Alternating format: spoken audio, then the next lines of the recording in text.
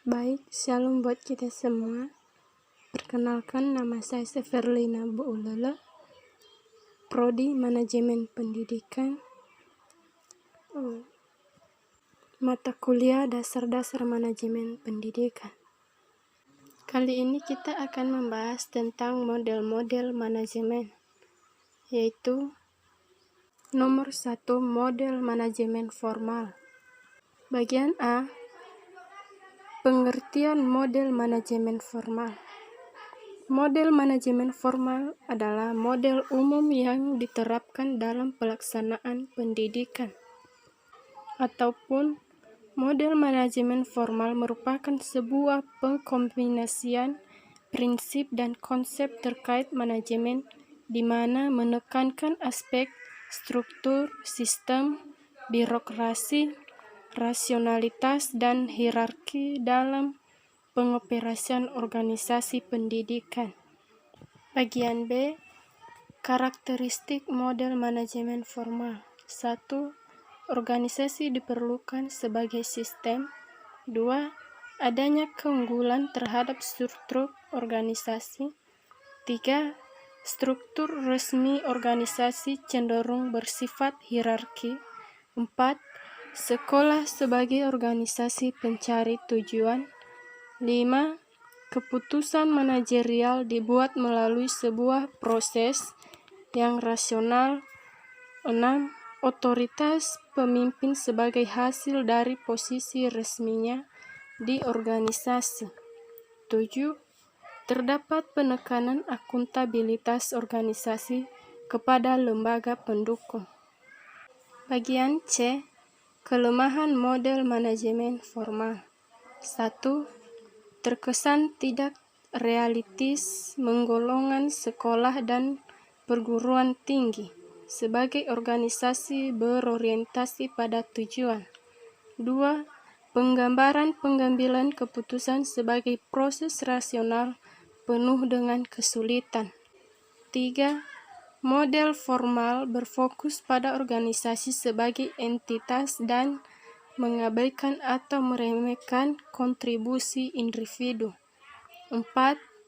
Asumsi utama model formal adalah bahwa organisasi relatif stabil.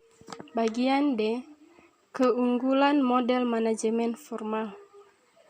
Adanya aspek struktur organisasi bersifat hierarkis yang ditentukan pada model manajemen formal dapat berkontribusi dalam pengelolaan lembaga pendidikan yang lebih teratur dan pembagian tugas jelas dan terarah.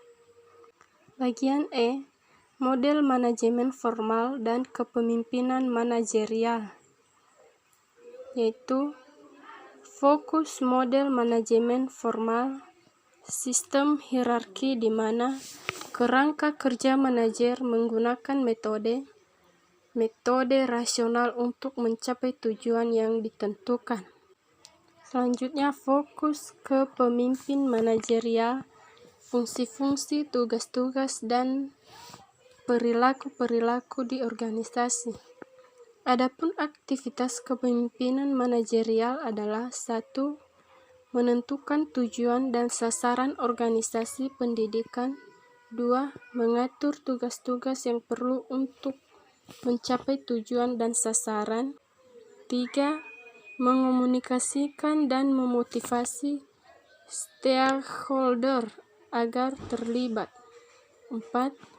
Melaksanakan kegiatan monitoring dan evaluasi. 5. Mengembangkan orang-orang dan tim di organisasi pendidikan. 6. Mendelegasikan tugas dan tanggung jawab kepada orang lain. 2. Model manajemen kolegial.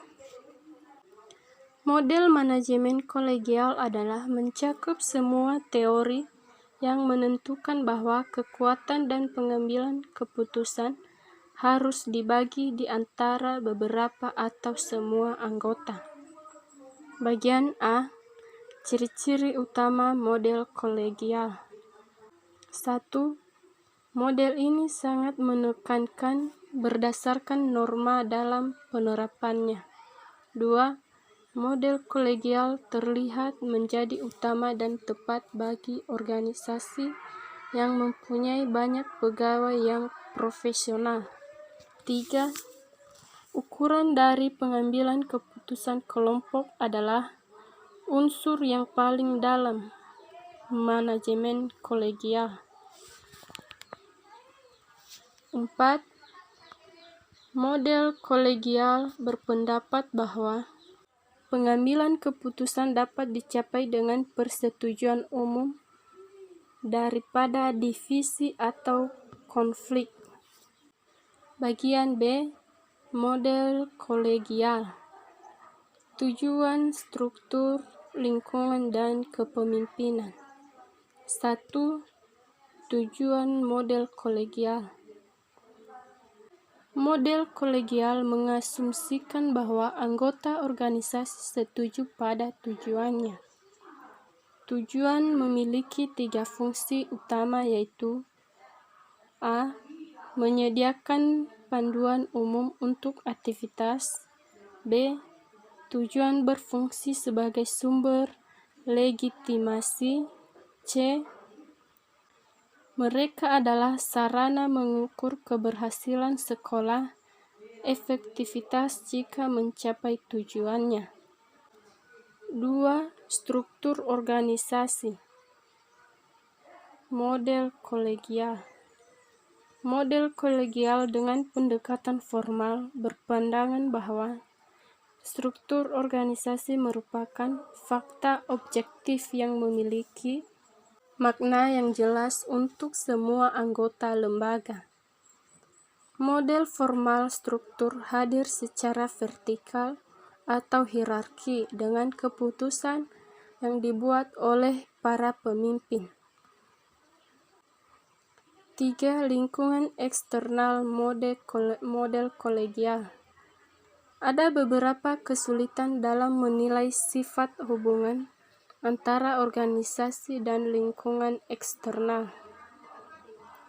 Ciri-ciri model kolegial yaitu pengambilan keputusan sebagai proses partisipatif, dengan semua anggota lembaga memiliki kesempatan yang sama untuk mempengaruhi kebijakan dan tindakan. 4. Kepemimpinan.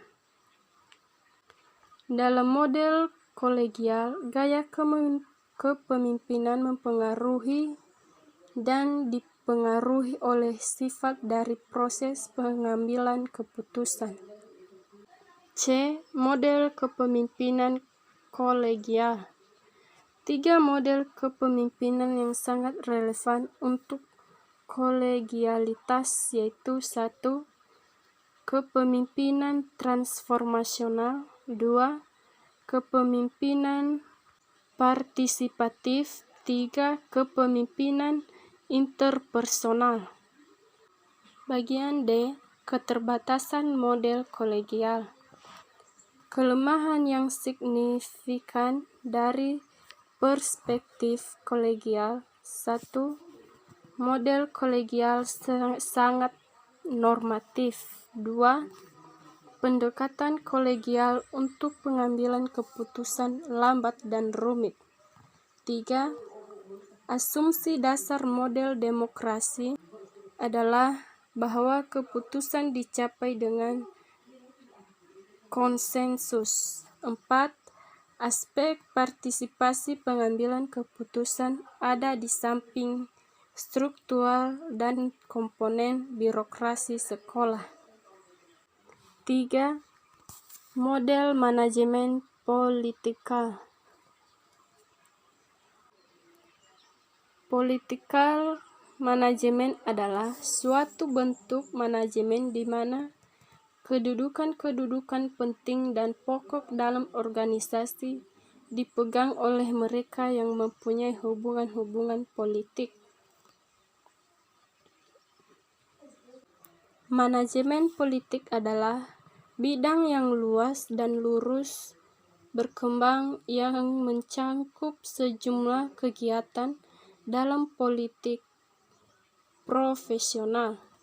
Bidangnya meliputi manajemen dan konsultasi kampanye, pembuatan, pembelian iklan.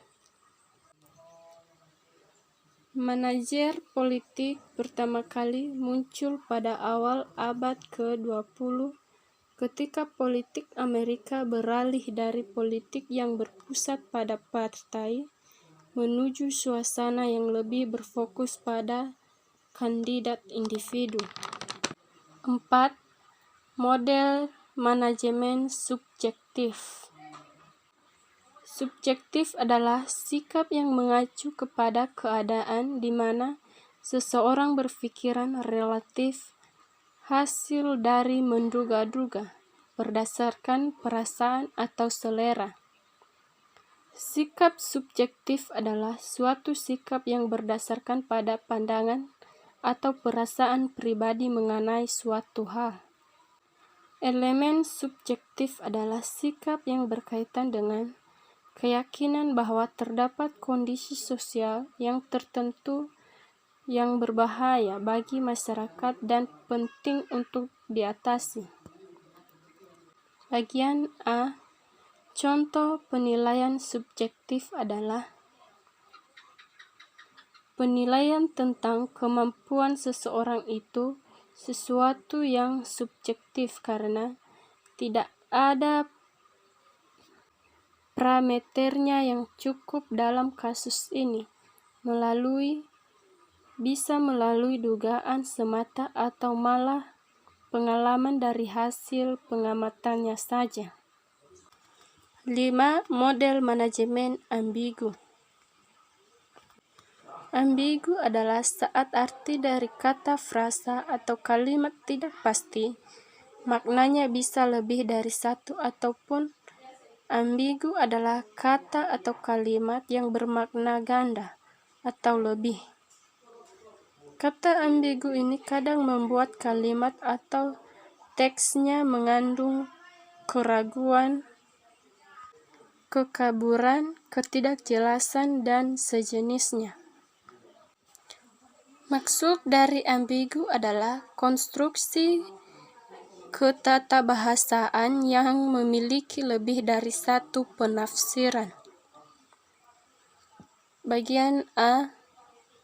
Adapun jenis-jenis ambigu, yaitu 1.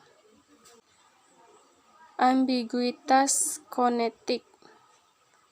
Ambiguitas fonetik lahir dari hasil berbaurnya bunyi-bunyi bahasa yang dilafalkan. 2. Ambiguitas gramatikal. Setelah jenis ambigu dari pelafalan berikutnya ada ambiguitas gramatikal. Ambiguitas atau ketaksaan dan di tingkat gramatikal terjadi saat proses pembentukan di tingkat kebahasaan. 3. Ambiguitas leksikal. Jenis ambigu pada tingkat ambiguitas leksikal meliputi polivalensi, ketidakjelasan batas makna suatu kata, dan penggunaan gaya bahasa. 6. Model manajemen kultural. Manajemen kultural adalah proses evaluasi budaya dalam organisasi saat ini. Budaya yang diperlukan oleh organisasi saat ini dan mengidentifikasi kesenjangan antara budaya saat ini dan budaya yang diperlukan oleh organisasi. Bagian A. Fungsi manajemen kultural, yaitu memiliki fungsi-fungsi terhadap anggotanya, meliputi fungsi solusi, fungsi identitas, penyediaan ruang pengalaman, menyediakan aktivitas hiburan, dan melengkapi solusi masalah eksistensial identitas. Sekian dan terima kasih.